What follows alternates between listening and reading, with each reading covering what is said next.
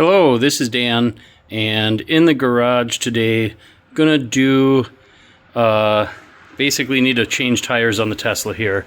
And for those who don't know, they certainly want you to bring this thing to the service center, but here's what I do. I get a lot cheaper tires on TireRack.com, and typically they have a deal with a local place that'll mount and balance tires and stuff. Plus I gotta get rid of some curb rash on these things, so I made a little ramp, drive the car up on the ramp, and then Tesla only has 4 points for lifting. So under the car, this would be one of the lifting pads right here. You'll notice I made a chunk of wood that basically is the same size as that lifting pad. And I got a chunk of steel, sorry for the phone work here. Chunk of steel that I know can support the weight of the vehicle. Got one of those on all 4 lifting points, and essentially just going to use a bottle jack. You jack up on the center of the steel bar, and then you shim it up with a bunch of wood. So I'm going to do that, and I'll patch in the next video. Oh, I should also mention the car does need to be in jack mode to do this. So drive it up on the ramps, put the car in jack mode, and then, go ahead and lift it up. Alright, so we're in the Tesla, and just want to go through the settings that you got to be in. So go ahead, get in here, go to suspension. You see I have everything raised at the highest level here. You're going to have the car unplugged for that, and then go into service, and you'll notice that I have jack mode on.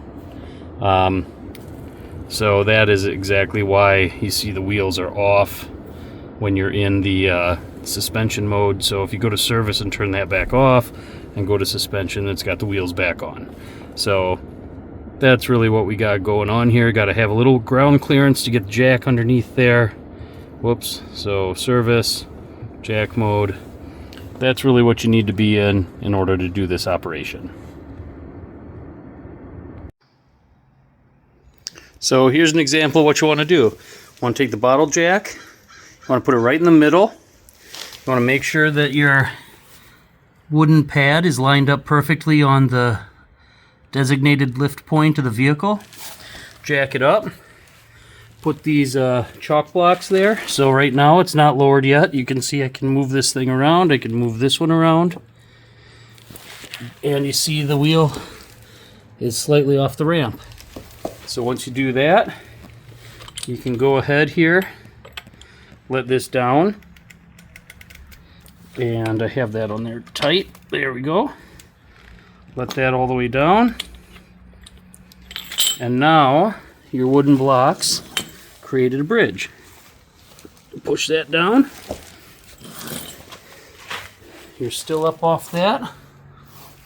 And you're nice and well supported safely and everything. So yeah, do that on the other 3 tires, and then you can do a tire rotation. Alright, and just showing you the finished product here. Wheels are off. You can see that we are properly rigged on the lifting pads.